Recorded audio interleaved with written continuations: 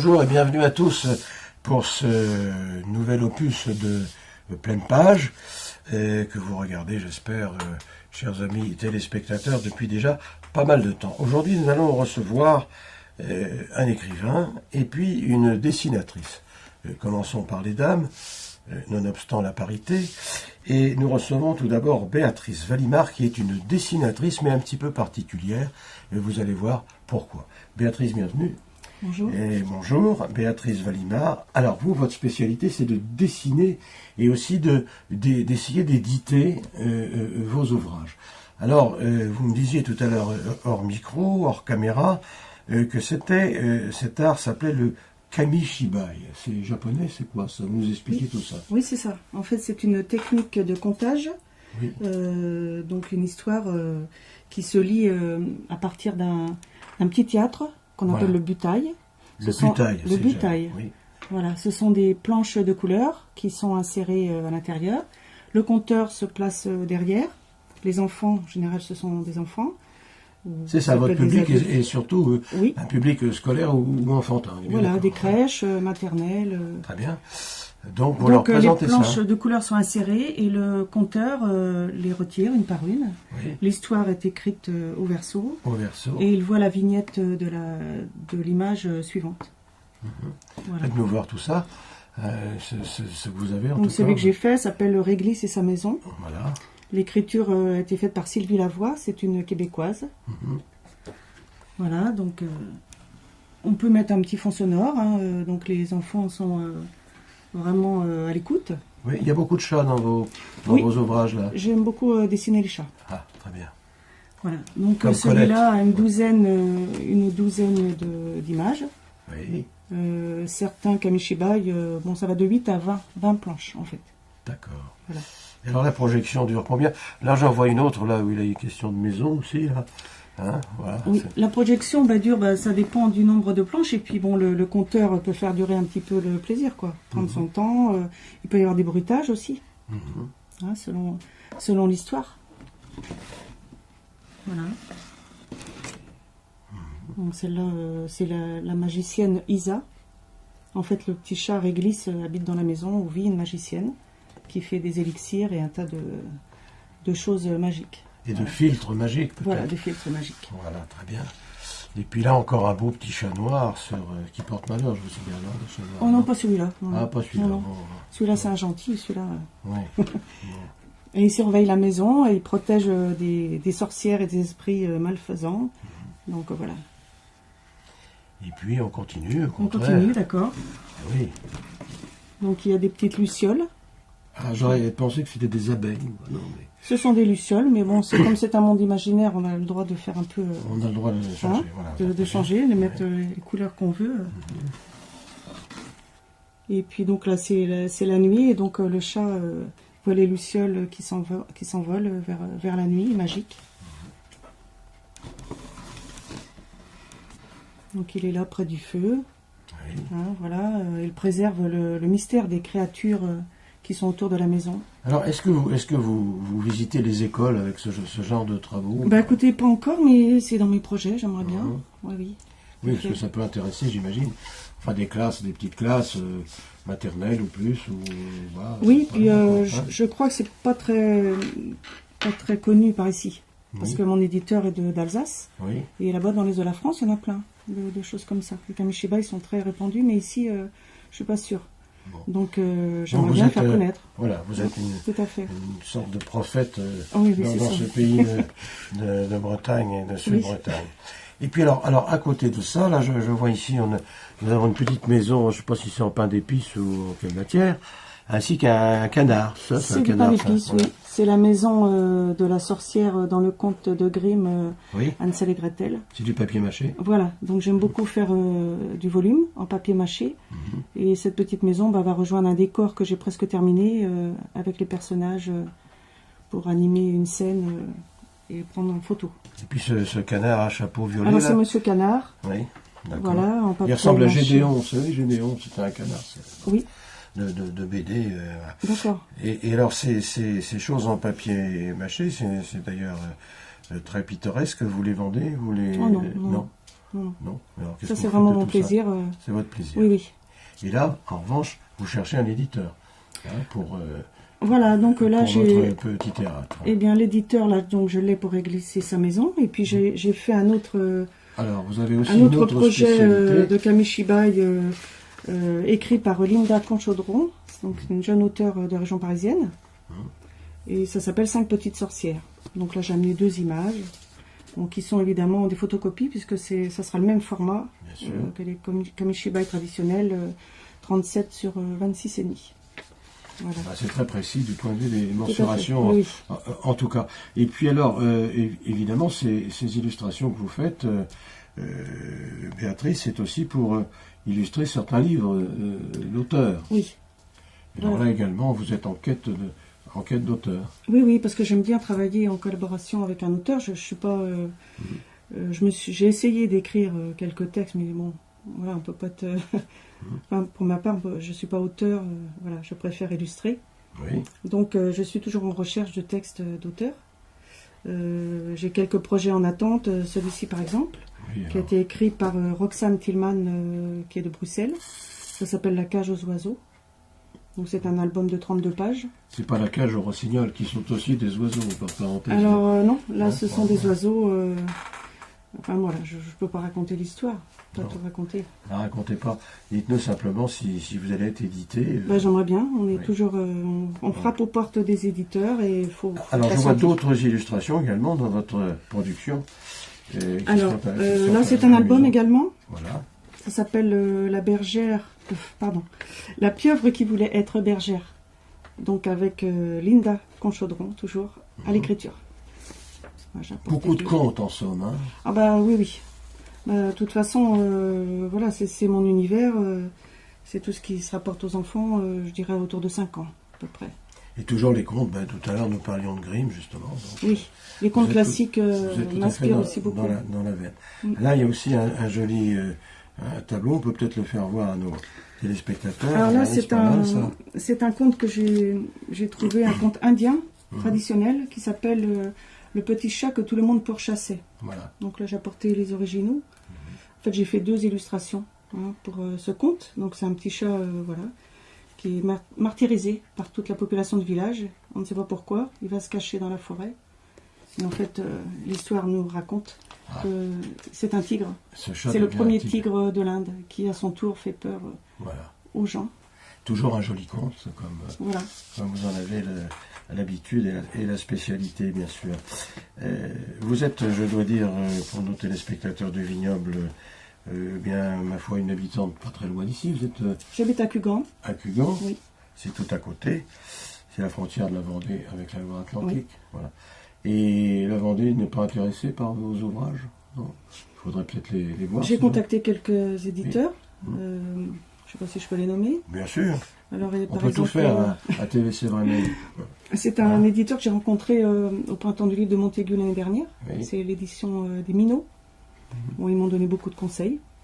Ça a été très constructif, mais bon, ils n'étaient pas intéressés. Mais c'est pas grave, ça aide ça booste pour la suite, de toute façon, de faire des rencontres.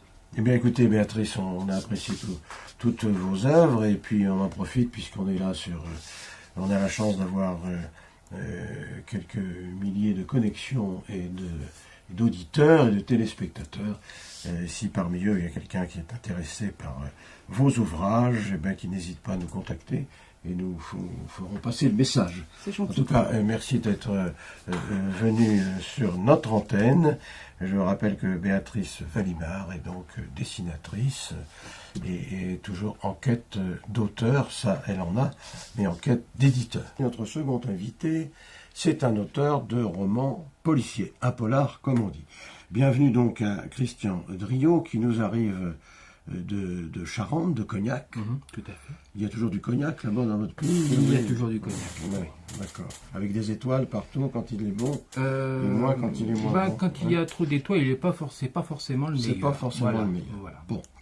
En tout cas, c'est une bien jolie région, comme la nôtre du reste, et comme celle dont il est question dans votre roman, puisqu'il est question de la région de la Brière, c'est-à-dire ces marais qui sont tout à côté de Saint-Nazaire, entre Saint-Nazaire et la Baule, et voilà, avec des communes magnifiques, Saint-André-des-Eaux, Saint-Liphard, et Crossac, et j'en oublie quelques-unes. Alors, tous les Briérons s'appellent pas Mahé, mais pas loin. Et tous les Briérons, même s'ils pointent pour la plupart au chantier de l'Atlantique, ne sont pas toujours au chantier de l'Atlantique. Ils sont dans les romans policiers de Christian Driot. Rien ne sera plus comme avant, c'est le titre de votre dernier ouvrage. Ça se passe en Brière, je viens de le dire.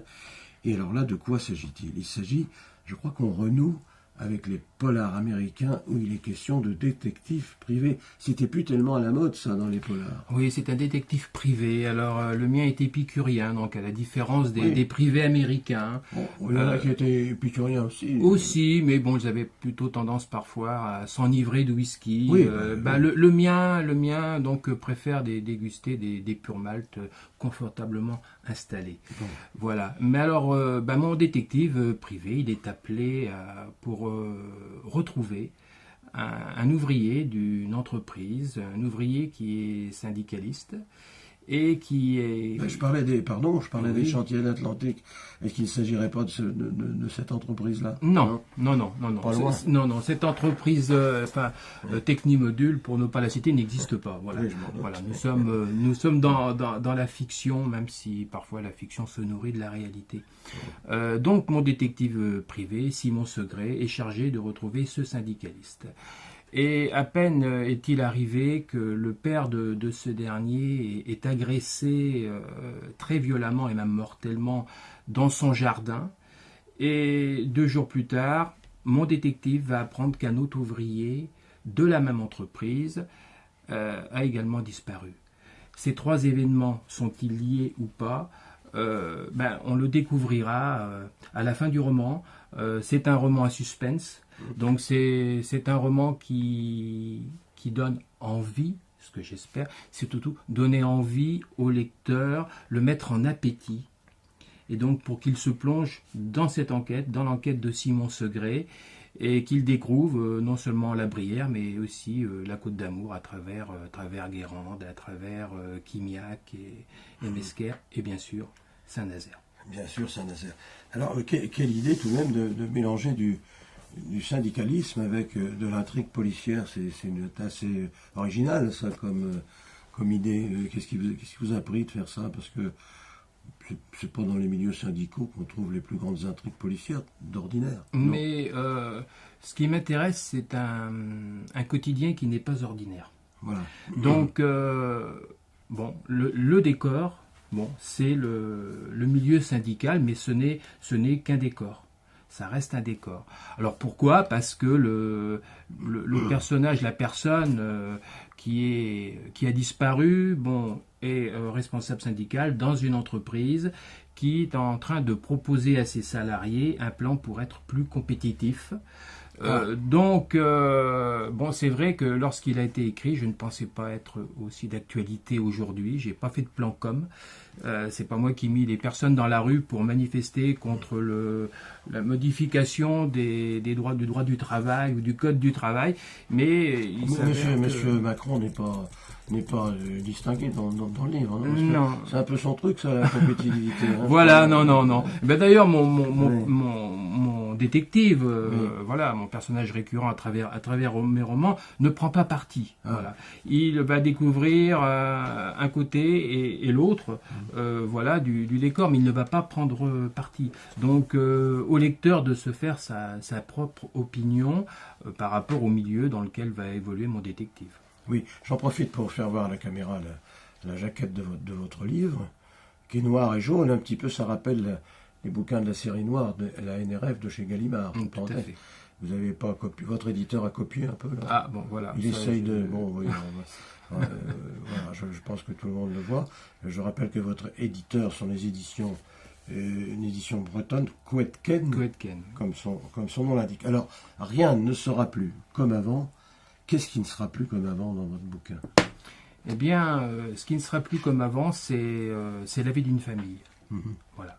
Donc, la photo du roman rappelle une scène très courte qui est dans les pages de ce livre Et puis, donc avec les balançoires. Et c'est vrai que les feuilles mortes, voilà, font qu'une page va se tourner, une saison va se tourner, et que malgré tout, alors bon, il n'est pas facile de le remarquer, mais sur la photo, il y a une feuille verte tout à fait en bas, et cette feuille verte symbolise le renouveau, mais on la distingue à peine. Par contre, les feuilles mortes, elles, sont bien présentes.